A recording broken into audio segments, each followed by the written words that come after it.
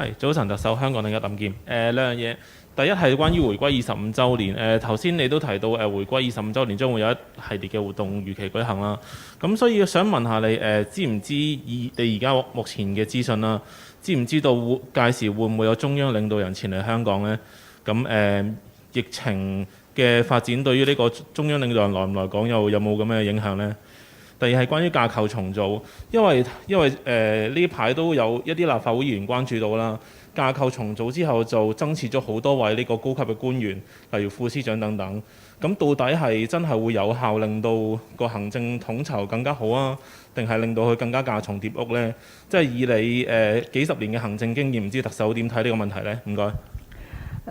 第一個問題呢，就正如我頭先所講，香港回歸祖國25週年呢係一個非常之重要嘅日子嚇。咁所以我哋當然係好熱切希望領導人能夠訪港，喺香港發表重要嘅講話，一如喺年前國家主席習近平喺7月1日發表咗一篇非常之重要嘅講話，其後幾年發生嘅事呢，亦都係引證咗主席對於香港嗰個了解，同埋對於一國兩制嘅堅定嘅支持。但呢條問題呢，恐怕我唔可以答你，我知唔知？我只能夠話呢，今日冇嘢可以公佈嚇。到係有嘢可以公佈嘅時候呢，特區政府呢一定係會向公眾公佈嘅嚇。咁但係疫情當然受影響啦嚇，疫情一定會影響出入境嘅工作啦，同埋一啲衛生防護嘅工作嘅。咁但係所以大家要繼續努力咧，保持而家呢個平穩同埋向下嘅疫情嘅趨勢，等到大家可以一齊咧係好開心咁慶祝25週年。嗱，架構重組嘅工作咧，我一開始都係咁講嘅。我哋係為下一屆政府做。即使有一部分嘅重組嘅建議咧，係由本屆政府提出，即係話我喺舊年10月施政報告提出啦，其後喺今年1月嘅詳細由3司13局變為3司15局，同埋有一啲職能嘅調動咧，儘管有呢一部分咧係由本屆政府提出，但整套嘅方案都係後任行政長官係樂見，同埋佢注入咗佢自己嘅諗法。而我哋呢一屆政府呢，而家係做一個代理人嘅角色，我哋就係代後任行政長官同埋下一屆政府呢，就完成咗有關嘅立法會嘅程序，等佢喺早班嘅時候呢，會以一個佢樂見佢認為最理想嘅7月1日嘅架構呢，嚟到去物色適當嘅人選。咁所以我唔適宜喺度評論究竟喺啲具體建議，尤其是反映佢個人嘅理念或者佢嘅認為係最理想嘅架構嗰一部分呢，算我唔可以評論啦。但對於本屆政府提出嘅3司15局同埋其他相關嘅調動呢，後任行政長官係全盤接收嘅。咁所以如果係嗰部分嘅意見，大家想我再詳細解說下呢，我都願意。但似乎而家社會上如果係學你話齋有關注嘅呢，並不是嗰個部分嚇。多謝。好，下一位記者嘅提問。我嘅右手邊前排紫色粉紅色口罩嗰位女記者。Thank you, Ms. Lam. I'm from Bloomberg. I'd like to ask. Sorry, could you speak louder? Yes. Yeah. I'm from Bloomberg. I'd like to ask, Hong Kong's latest business chamber has called for quarantine to be scrapped this week, and European airlines are threatening not to fly into Hong Kong as the rest of the region opens due to the quarantine for airline staff. When will home quarantine requirements be reduced or removed? And what would trigger tighter rules for social distancing measures? I have another 5 weeks to go as the Chief Executive of the Hong Kong Special Administrative Region. I've been leading the fight against the COVID-19 epidemic for 2.5 years. So as I'm approaching the end of my term, I want to reiterate that all these decisions we made on fighting the epidemic and ensuring the safety of people of Hong Kong are based on a number of factors. One is, of course, the public health considerations. Second is the economic development needs of Hong Kong. And third is the acceptance level or the tolerance of the Hong Kong people. After announcing the 2 phases of relaxation of social distancing measures, the feedback given to me is they are generally fine. A lot of restaurants and bars are now starting to do business.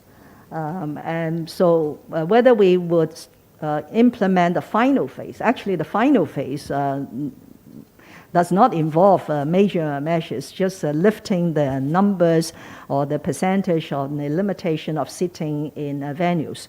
So I said that it will be done in 3 phases over 3 months. So we may still have a final phase before the end of June. That is the end of my term, because I cannot make decisions after 30th of June. So as far as social distancing measures, there is still a final phase. But as I see it, that final phase is not crucial to the recovery or the enjoyment of the Hong Kong people. About border controls, as you can see from the numbers we announce every day at the 4:30 press conference, because the local infections are kept very low now.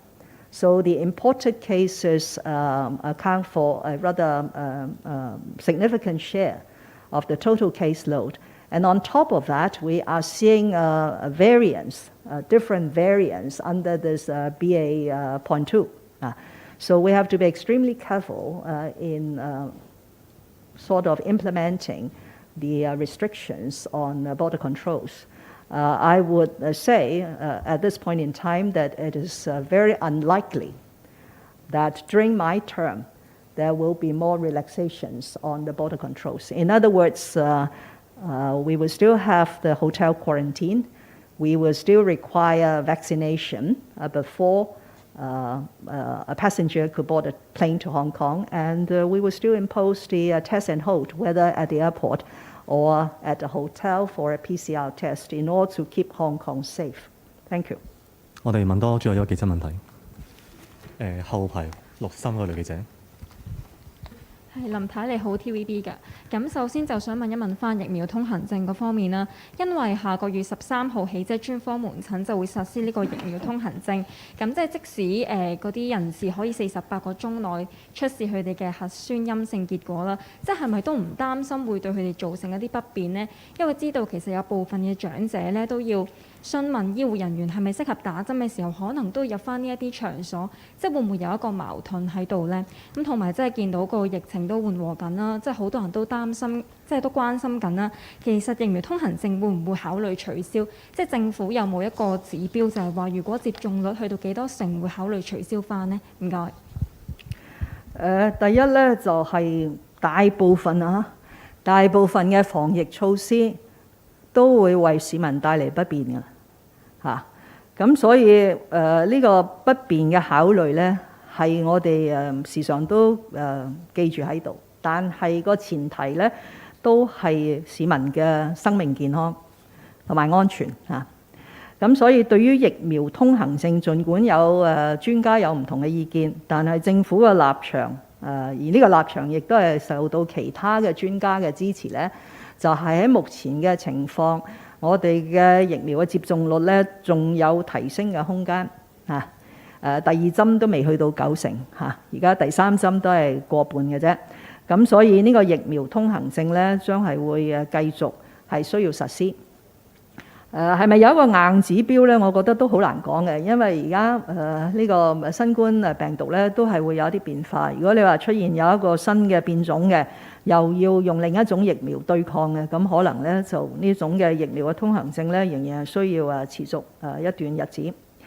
你提到關於我哋稍前公佈，除咗係一般嘅處所喺5月31號需要打3針之外呢，係屬於衛生署醫院管理局轄下嘅一啲醫療嘅服務設施，進入去呢啲地方呢，都需要有疫苗通行證。呢個都係為咗保護呢啲求醫嘅人士，因為如果佢冇打到針呢，而喺一個醫務嘅環境，亦都係比較高暴露風險，喺嗰度感染咗呢，佢嗰個患重症嘅機會呢就係好大嘅。咁所以純粹都係從保護呢啲求醫者，特別係長者嘅角度出發嚇。但係我哋都係最終都係會以病人嘅福祉為依歸嘅。所以如果唔係一啲預先預約咗嘅診症嘅時間啊，係一啲急症去急症室啊，或者佢真係唔可以打針啊，或者唔願意打針，咁就唯有做一個核酸嘅陰性檢測咧，仍然可以進入呢啲處所咧嚟到去睇病嘅。多謝大家。